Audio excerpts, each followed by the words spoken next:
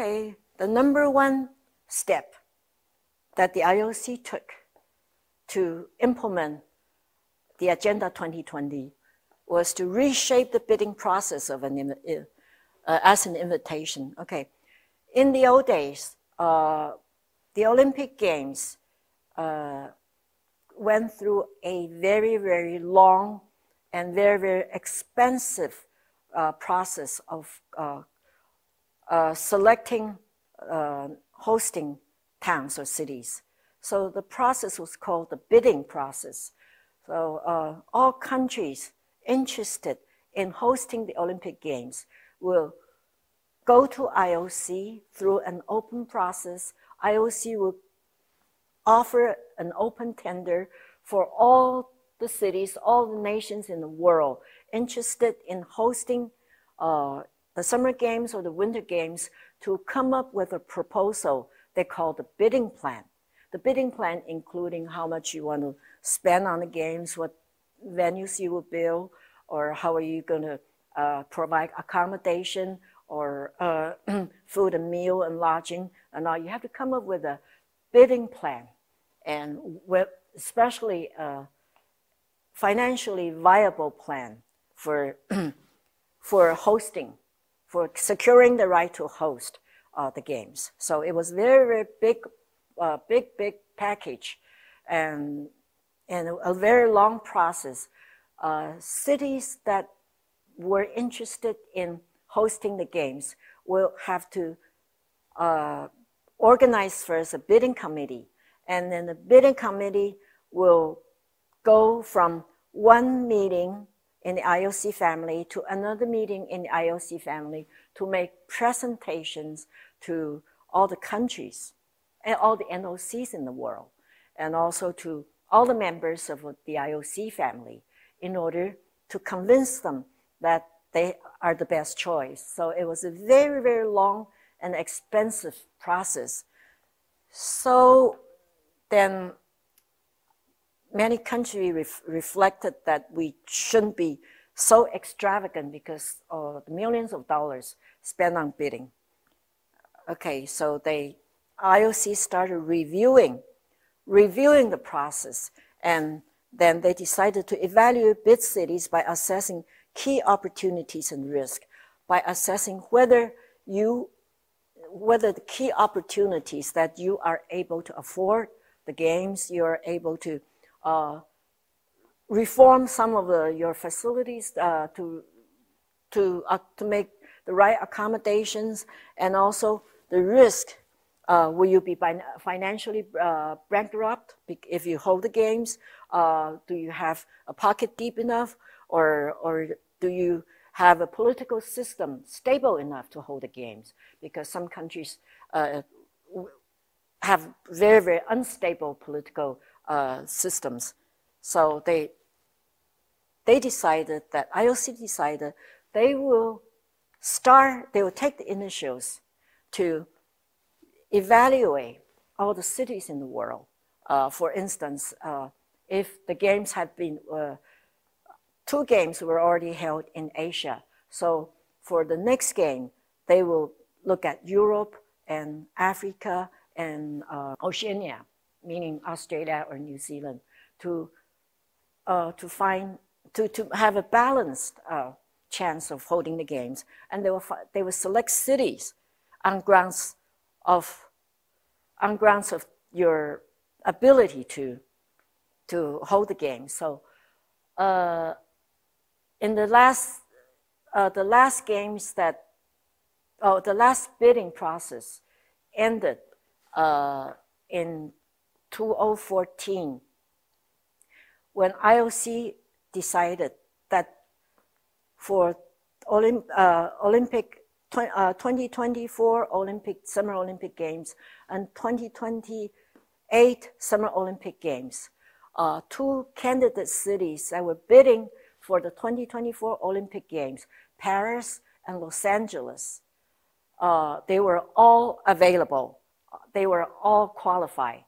So in order to lessen the bidding process and to cut down the cost, IOC talked to the 2 cities, Paris and Los Angeles, and asked each of them to hold one of them. They asked Paris to hold 2024 Olympics and Los Angeles to hold 2028 Olympic Games. And the 2 cities or the 2 countries agreed. So they negotiated a result without going through the long, tedious, and expensive bidding process. So, and for 2032, they're talking to a few cities. IOC deemed available and willing, and they do not hold open tenders anymore. They don't ask all the cities to take the initials to bid for the hosting rights. So this new process will reduce the cost of bidding. By the cost of bidding, cities usually spend 50 to 100 million US dollars in bidding, and for Tokyo to secure the 2020 hosting right, the city spent 75 million US dollars in the bidding process. So it's for the 2016 Rio Olympic Games, the Brazil government spent 150 million US dollars during the bidding process. It's a lot of money, and so IOC revamped the process, therefore cut down the cost for all the cities interested in bidding. Then another new step, okay, the IOC has taken is to include sustainability in all aspects of the Olympic Games. Starting by reviewing the bidding plans to see if the cities choose to use their existing facilities instead of building new venues, new facilities, because this is a concept about sustainability. Sustainability means that you would build something for eternal use, for use generation after generation, for the public as well as for the athletes. So sustainability is a very, very key concept these days in the building of sporting facilities, and in the building of venues, and the building of stadiums, in the building of any infrastructures involving sporting activities. So this is Yoyogi. This is the Yoyogi National Stadium in Tokyo, Japan. It was built in 1964 for the Summer Olympics, for the Tokyo Olympics opening ceremony, and it was also used for swimming and basketball venue. And in the bidding plan for Tokyo 2020 Olympics, the organizing committee has also included the Yoyogi Stadium as a stadium venue site for handball sport. So all they did was they just redecorated and renew some of the facilities. That's all they did. So in order to cut down costs, the concept of sustainability is well practiced here in the case of the Yoyogi Stadium.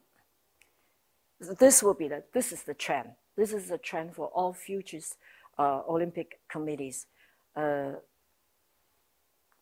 because in Rio, in the Rio Olympic Games,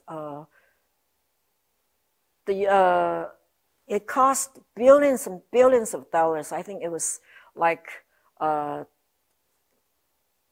$4.6 billion for Rio Olympics and for the building of infrastructures. And for Beijing, Beijing Olympics in the year 2008, 41 billion US dollars was used for the building of new infrastructure. So it's quite a lot of money. So with the idea of sustainability, all the hosting cities can save a lot of money. And also, for past Olympic Games, the IOC used to have quarrels with professional sport leagues. For instance, long time ago, the European sports, the Football League, was at odds with the IOC because they had a conflicting schedule. Their seasons are in conflict with the Summer Olympic Games, and so they didn't want to send their athletes, the professional football players, to join in the International Olympic Games. Then that was changed back in the 90s when all the European countries and Latin American countries insisted on sending their professional football players to represent their countries. Then it was changed. Then the IOC also had a very tense relationship with the NBA, the American NBA, for asking their basketball teams to join the International Olympic the Olympic Games. Then in the beginning in the year 2000, the Americans started sending. Excuse me, it was back in the 1990s. The Americans started to realize that it was very, very good exposure again, and also promotional and marketing opportunities for their professional basketball players to join in the Olympic Games. So they started sending their Kobe Bryant tribute to him to the Olympic Games. And actually the NBA players were really the focus at the International Village, at the Olympic Village, and also to everywhere they went. They attracted a lot of press publicity, press attention, and sponsorship. That was a very, very, very, very good move by the NBA as co-corporation and IOC. So the IOC is trying to forge better relationship, closer relationships with other professional leagues and other professional corporations. And then they're setting up a framework for the Olympic program. The Olympic program means the sports program for the Olympic Games. Okay, the sports program for the Olympic Games, usually for the summer, it involves 33 games. There's also a change in the sport program of the Olympic Games. And the change is to move from a sport-based to an event-based sports program for the Olympic Games. It is better explained by explaining to you that in the previous Olympic Games, the IOC stipulates that 28 sports are mandatory sports on the Olympic sports program. And the hosting city or the organizing committee has the freedom, has the right to choose 4 to 5 sports as the sports of their choices. Take Tokyo 2020 Olympic Organizing Committee, for instance. Apart from the 28 mandatory sports, they added baseball, softball, surfing, sport climbing, skateboard, and karate 5 sports or events to the sports program. However, take sport climbing, for instance. It is only an event in the mountaineering or this climbing sport. So it is event-based. It's not the whole climbing sport, okay? This explains, this is a very significant move because you can choose one event from a sport, but without including the entire sport on the program, okay?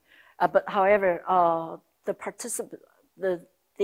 IOC limits, still has a limit on the size because people can add a lot of different events, and some events can be very, very, very expensive because of the players involved, the number of athletes involved. So IOC sets sets a maximum of the participation of athletes, 10,500 the maximum, so that the organizing committee is restricted by this maximum of athletes, that no matter how many events you bring in or how many teams you bring in, the total number of athletes completing cannot exceed that amount, okay? And the IOC used to be a very male-dominant organization. So is the entire sports world. Males fill up the top positions, and men would usually make the decisions, and even in terms of the technical jobs, you would see less referees, you would see less judges who are female. These important jobs or positions are usually filled by men. So one of the proposals in the Agenda 2020 was that IOC realized that it was important to push for gender equality.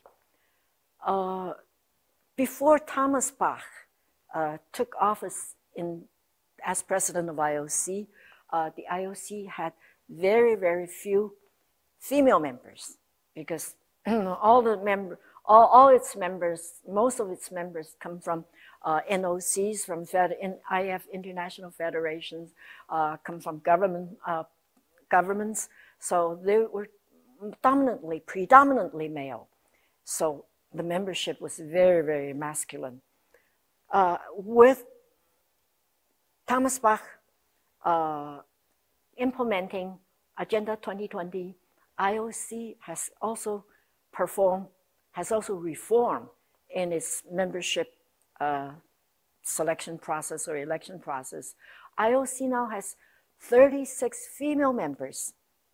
And as we just said, that we just saw a list of new nominees for new membership. 3 out of them were female. So this shows IOC's effort in achieving gender equality. 3 of the 5 nominees are females, so meaning that IOC's total female membership will come up to 42 out of 110 members. Okay, but however, there's only, unfortunately, on the executive board, there are only 3 ladies. Okay, but yet in the Agenda 2020 implementation plan, President Bach said that he wishes that the female membership the female membership in the executive board, that's the governing body of the IOC, will be elevated to 30%.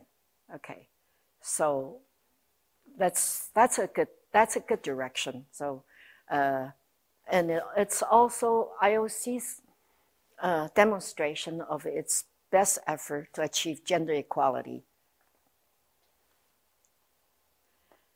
Okay, then we talk about the Agenda 2020 also addresses the need to reduce the cost and reinforce the flexibility of Olympic Games management. Okay, this means the money spent on hosting the entire games should be reduced. However, it is very, very difficult because Tokyo 2020 Organizing Committee has already spent $25 trillion US dollars instead of the originally planned $12.6 trillion on the organization of the games. Okay, by doing this, the IOC also makes a provision to allow, twin cities or even more than 2 cities to host one game together. For instance, for the 2020 Winter Olympic Games, the Beijing and Zhangjiakou, 2 cities, they will be hosting the game together. And also for future games, they can be staged and take place in different cities of one country, or even the games can be organized by two different countries together. That is a big change. So in the future, different cities can bid for the games together, or even different countries like North and South Korea. They were talking, after 2018 the Pyeongchang Winter Olympic Games, they were really talking about the possibility of hosting the Summer Olympic Games together, but with the development of the international political situation, the hope is dim. At least the top has stopped for now. Okay. And another direction of change is IOC's wish for all of its NOC and affiliated international sports federations to maximize synergies with Olympic movement stakeholders. Okay, stakeholders here, we mean the sponsors, even spectators, and many different communities. Let's take Tokyo 2020, for instance. The Japanese government is making the best use of this practice by proposing a program called Host Town program. It called on 300 cities or prefectures in Japan to mobilize their communities to become hosts to the international delegations that will compete in Japan during the Olympic Games.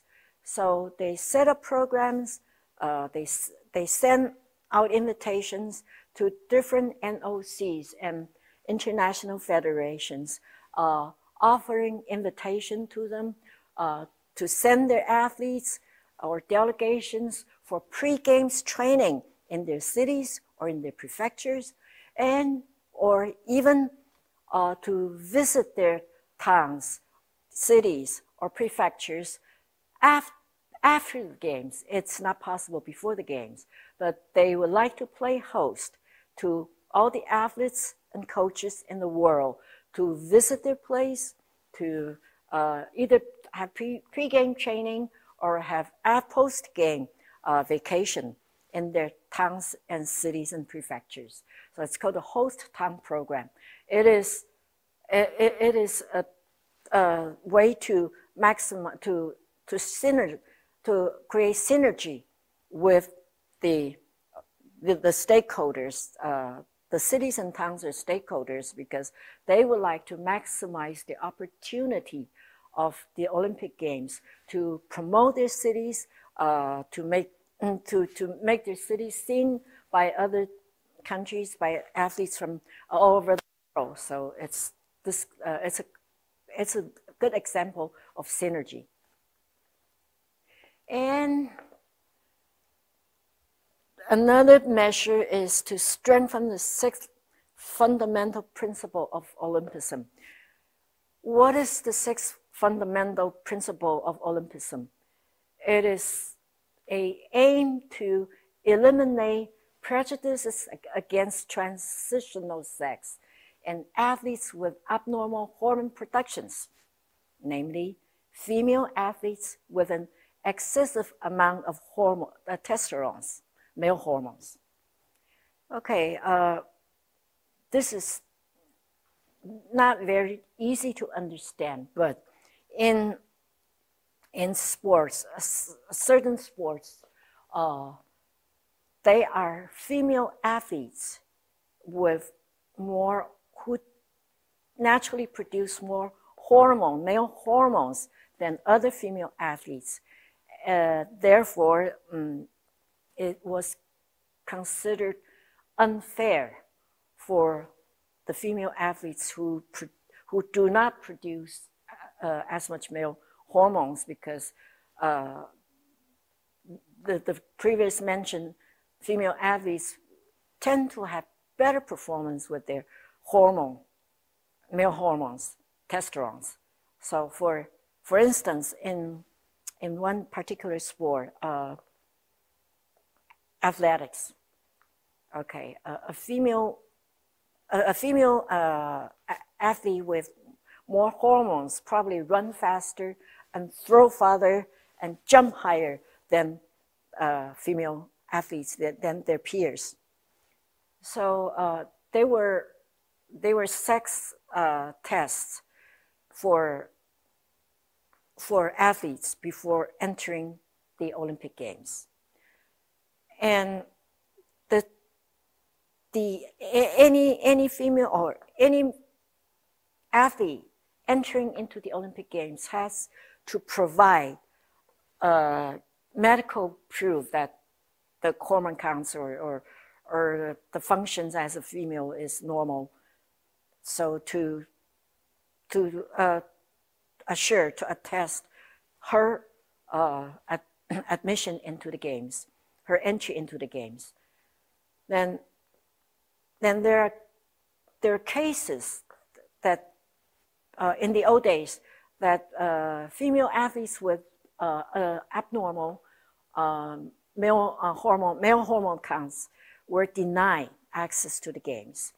But then, and there were also male athletes who perform transitional operations and become female athletes. So these are different sets of problems, but still they were, in the old days, they were eliminated from the games. So it called to the attention of IOC that this is not very fair. This is not very fair to athletes with great talents and abilities, and they didn't take drugs. Their male hormones were naturally were inborn. So the move is towards a direction that they will allow, okay, the games will allow female athletes with abnormal male hormone dissemination participate in the games by adopting measures, okay, or monitor system that will afford them, that will give them a chance to compete. However, the apparatus has been set up. Like take the International Athletic Federation, for instance. The IAAF has set up a standard for female athletes, that the female athlete to take part in the games. If her male testosterone count is below a certain standard. Okay, there's a very famous case of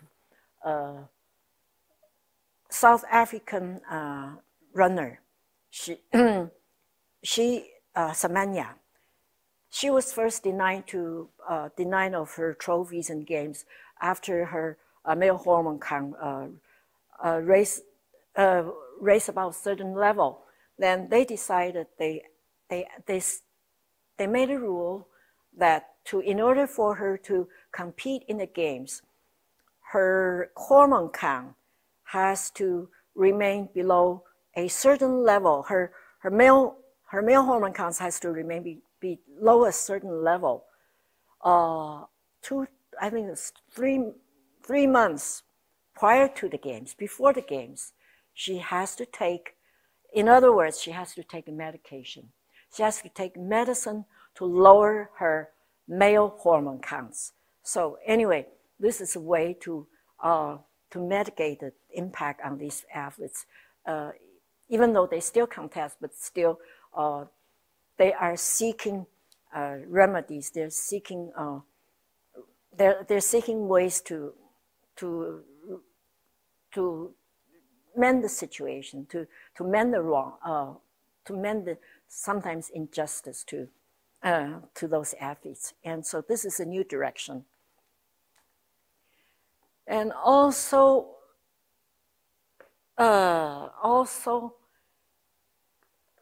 with so many cases of drug abuse, okay, within the international sporting world, the IOC has tightened its grip on the use of illegal drugs to enhance sports performance. Therefore, IOC, in conjunction with the as a result of the implementation of Agenda 2020, IOC created in 2017, in conjunction with the World Anti-Drug Agency, the WADA, and IOC together, they created a new agency called the International Testing Agency, ITA. Okay, ITA is a testing lab or funded by IOC and WADA, okay, in charge of testing all the Olympic level athletes, and also doing retesting, okay, re-examination of the test samples from 2016, from 2012 London Olympics, 2016 Rio Olympics, even back to 2008 Beijing Olympics, to retest the samples stored, the samples of those medal-winning, especially gold medal-winning athletes. Then, with modern equipment, the ITA is equipped with the state of technology, and therefore, the equipments there are not the same, are so much advanced than the equipment they had in all the labs had in 2008, 2016, 2012. So all the samples, the B bottles were recalled and retested, which resulted in the revoke of many gold medals from 2008. And recently they're saying that ITA retested the samples of 2012 London Olympic medalists. 80 of the samples proved to be positive.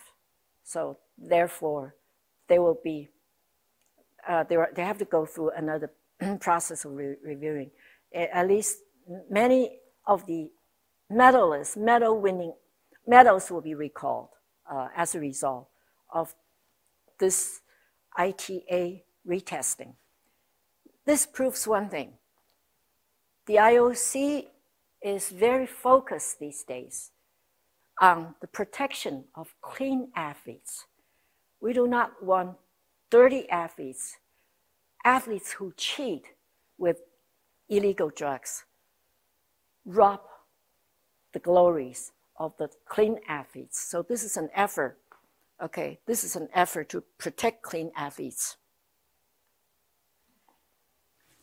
And so the ITA is founded on the IOC contribution of $20 million to fund the ITA and also to fund the WADA and other apparatus that is used to protect clean athletes.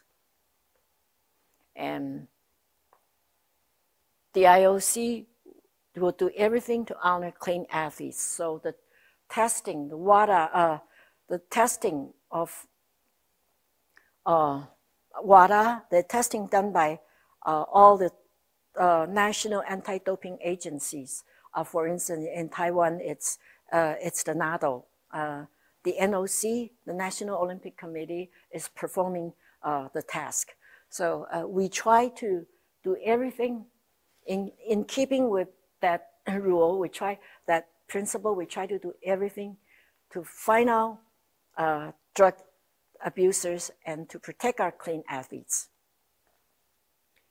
And then we have the principle of strength and support to athletes. By support to athletes means Olympic education and to provide sponsorship for the athletes and to provide medical care for the athletes, to provide legal assistance to the athletes, and to provide transitional trainings for the athletes if they worry about a second career after they retire. So at the NOC in Taiwan, we provide educational courses to train athletes who wish to become sports administrators who wish to strengthen their knowledge in other fields. We try to educate them in different ways to help them to have a smooth transition from their career after their retirement. Okay, the IOC setup launched in the year 2016 an Olympic channel. Okay, the Olympic channel is available to all the NOCs or all the international federations who wish to place the footage of their athletes or their programs on the Olympic channel by their own contribution. But the funny part is that you cannot watch the Olympic Games on the Olympic channel because the Olympic Games broadcast right is authorized to other broadcasters. So during the Olympic Games, you can see some old reports or some old footages of the previous games, but not the ongoing Olympic Games.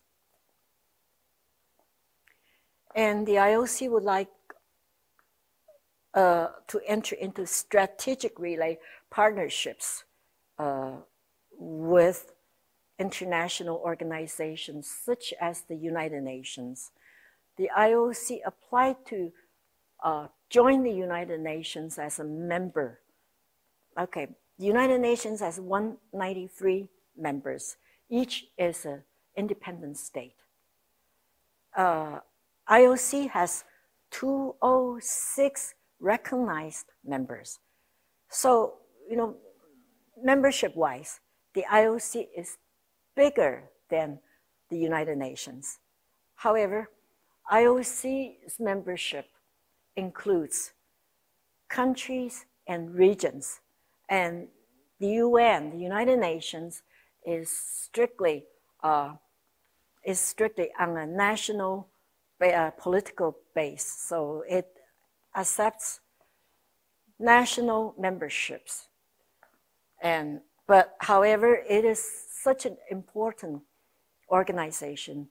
So the IOC had in the past worked together with the UN in areas such as providing sporting equipment to refugees in Africa, in Central Asia, and work in conjunction with United Nations food organizations, or United Nations UNICEF, that's for food, and also for United Nations Refugees Commission to help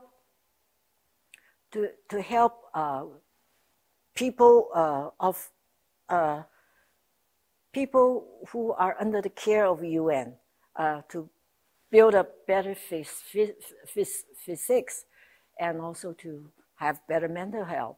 There were various programs in the past, but in the year 2016, IOC decided that it would like to have a more strategic partnership with the UN by applying for a membership.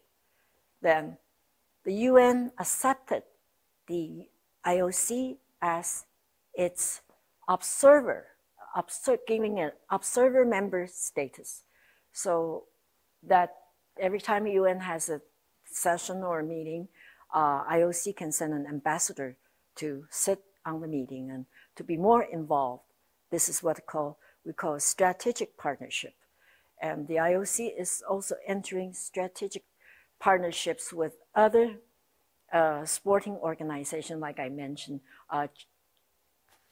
Sport Accord, which is called GAISF now. Okay, this is a way to expand the influence of IOC. So this has been a very, very forwarded step which IOC has taken, but it has done in the past very quietly, but now it's on a more formal base.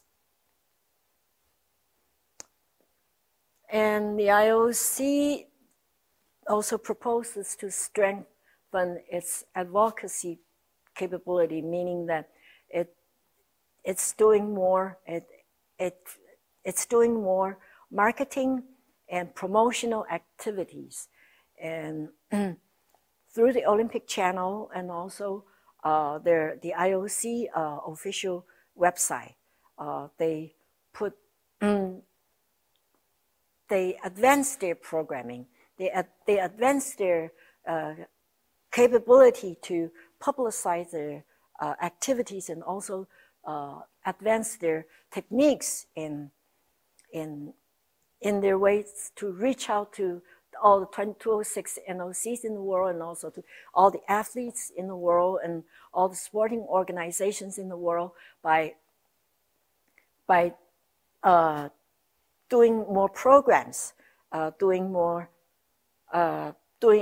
providing more venues of communication or platforms for communication, and they are more aware and they're more into joining the social media.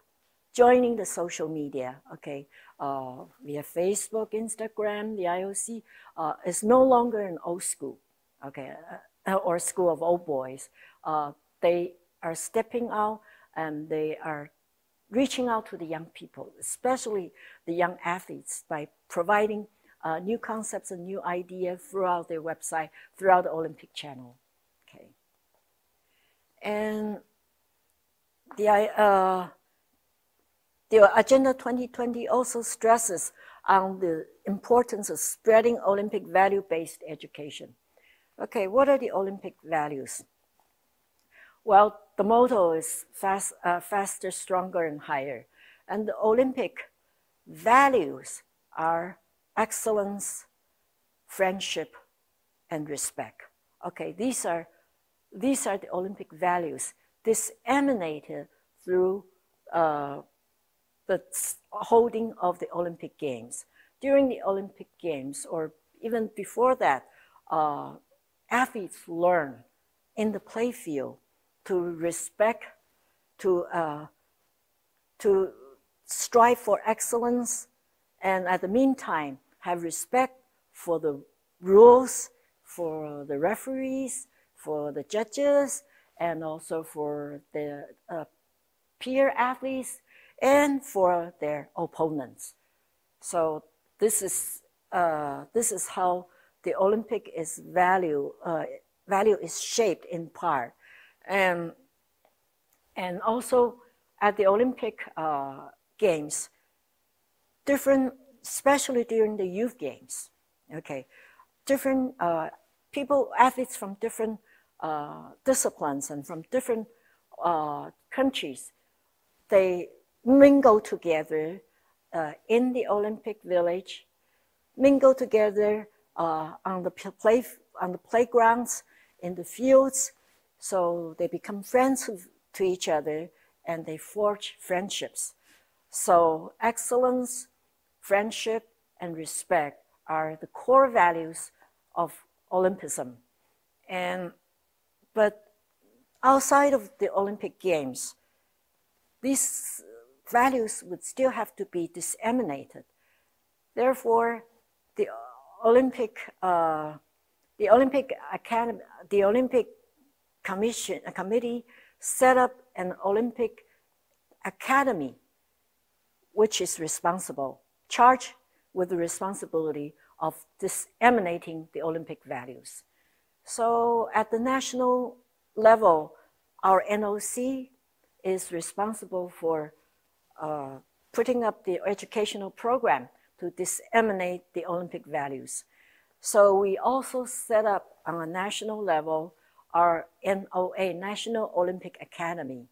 And with the Academy holds seminars, forums, and camps to disseminate the Olympic values. And we also go to schools, go to campuses, hold workshops and forums, and talk to high school students, talk to university students, and we ask famous athletes to go to those workshops and mingle with the students and disseminate the Olympic value through their own life story. So we're doing the education in keeping with the Agenda 2020 principle of spread of Olympic value-based education.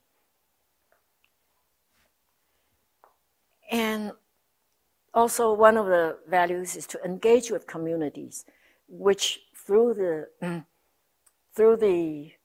example that I cited before of the Japanese government's program called the host township.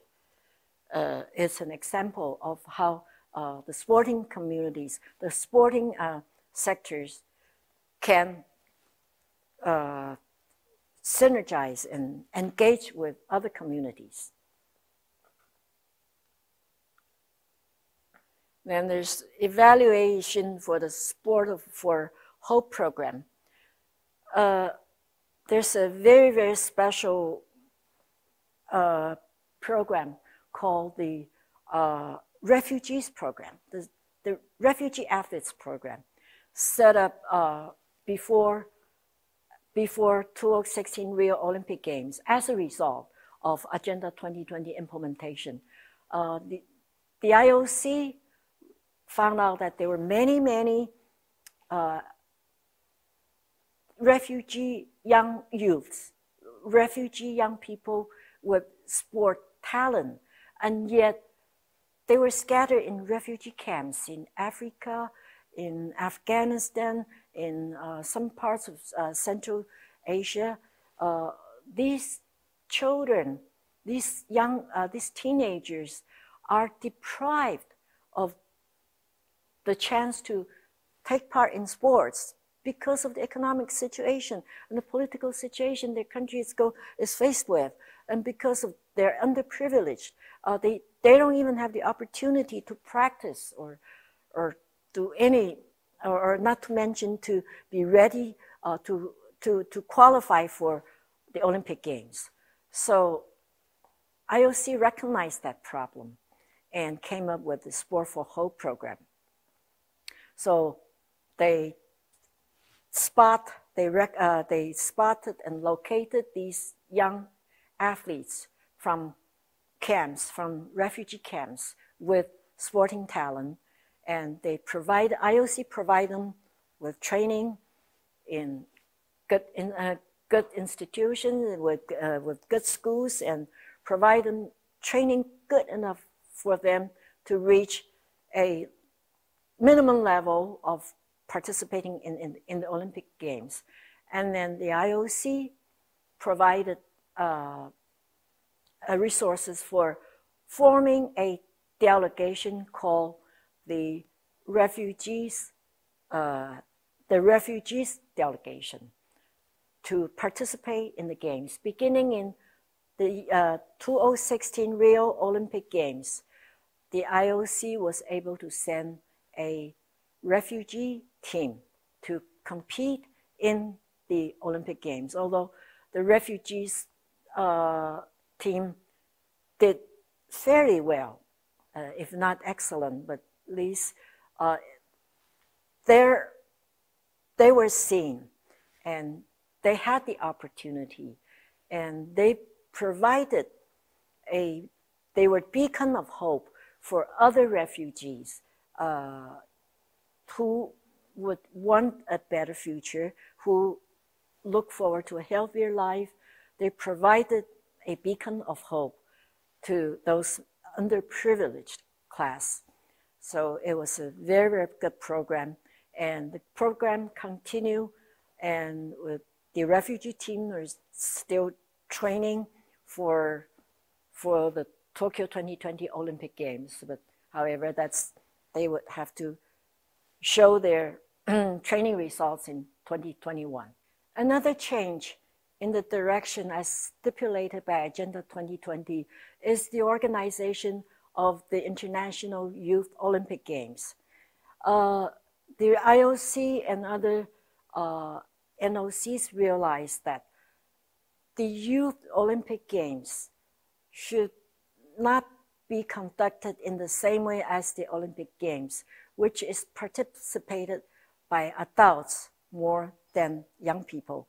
The Youth Olympic Games is participated mostly by teenagers. So they wanted to become a ground to really, a platform to disseminate the Olympic value of excellence. Excellence not that important as friendship and respect. Therefore, they want the games to mingle, to mix together with fun and culture and education. So from the second International Youth Olympic Games on, cultural element, education element, and fun sport element have been injected into the games through creating a concept of mixed teams. The organizer choose or mix together athletes from different disciplines and different nations together to form teams. For instance, you will have a basketball competition. The mixed team competition consisted of 2 teams. Each has both female and male athletes playing. And the athletes might also come from boxing or from swimming or from skating or from fencing, or all the sports or events. So they form a very, very interesting mixture.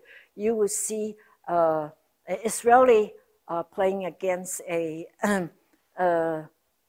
Jordanian tennis player, or with an American partner, and the opposite side with a Japanese partner, or you can form a team of badminton with two girls or three boys, and they're all from different nations and different sports. So it's a fun playground. The emphasis is fun and to know other sport and to make friends. So the mixed team program has been very, very successful. And then also during the Youth Olympic Games, the IOC sets up booths, either to teach the athletes knowledge on anti-doping or to experience new sports such as the cyber sport. So the International Youth Olympic Games has become a playground, a fun ground. However, the athletes still compete very, very seriously and very strongly in the play fields. Yet the aura and the atmosphere of the youth games is totally different from the adult Olympic Games. And this has been a new direction, the new definition of the Youth Olympic Games. And finally, the IOC is looking into the management of sports organizations, namely the NOCs. Okay, the IOC asked the NOCs to comply with basic principles of good governance. By good governance, the IOC sets up two principles. One is to have financial transparency, because some sporting organizations don't have enough financial transparency. So the IOC asks all the NOCs to publicize their balance sheets, their fiscal balance sheets, which has to be certified by certified accountant companies. That is one requirement. And the other requirement of good governance is that the NOC's composition is based on all the rules set up by the IOC Charter. So the composition of the NOC has to be exactly in the same format as the IOC, and also the members, or at least half of the members, more than half of the members have to be mandatory members, meaning different sports associations select or elect their representative to become a member of the NOC. So more than half of the members of the NOC are mandatory members from sports associations, and the rest are individual members. And the individual members will have to be elected through the same election process as IOC. And the individual members and the mandatory members will elect the executive board members, and then from the executive board members, they will elect the vice chairman and the chairman. So the vice president and the president. So this is a must requirement of a good governance as stipulated by the IOC, and this requirement is inked in the charter of each NOC. And the IOC, through Agenda 2020, emphasizes again the importance of sports organizations' autonomy. Okay, in IOC Charter Rule 27.6, it stipulates that the NOCs must preserve their autonomy and resist all pressures of any kind, including but not limited to political, legal, religious, or economic pressures, which may prevent them from complying with the Olympic Charter. So what does this rule mean? This rule means that the IOC must not bow to the pressure from governments or religious bodies, and in which fields usually the governments tend to meddle in NOC affairs, especially the personnel policy. Some governments like to appoint the president or the vice president or members to the NOC, and that is definitely a no for the IOC. This rule is set up in order to maintain the autonomy of the NOC and all other sporting bodies. And financially, the IOC does not want the government to interfere with the financial operations of NOCs either. And there have been, this rule applies to all, in IOC's eyes, this rule applies to all sporting bodies, all sporting organizations, such as the national sport associations. And there has been cases of governments interfering with the affairs, with the operation of the NOC. And therefore, the government has been suspended of its membership. Well, actually, to be exact, the IOC has revoked its recognition of that NOC, that particular NOC, because that particular NOC's government meddles, interferes with the affair of this NOC. And India was warned when India in 2014 revised its Sports Act and tried to appoint the members and officials of the NOC. And IOC made India government revoke its amendments of the Sports Act. And also in 2017, the National Olympic Committee of Kuwait was revoked of its recognition by IOC because the government interfered with the NOC affairs. So these are examples of how much IOC cares or values about the autonomy, the independence of sports organizations, especially the National Olympic Committees. And that wraps up the emphasis of the Agenda 2020. Although I didn't elaborate on all 40, but I think through my explanation, you understand that the direction the IOC is taking the sporting world into, and with hope that we will have better management in the sporting organizations and better care of the athletes, and together we'll create a better, brighter future in the world.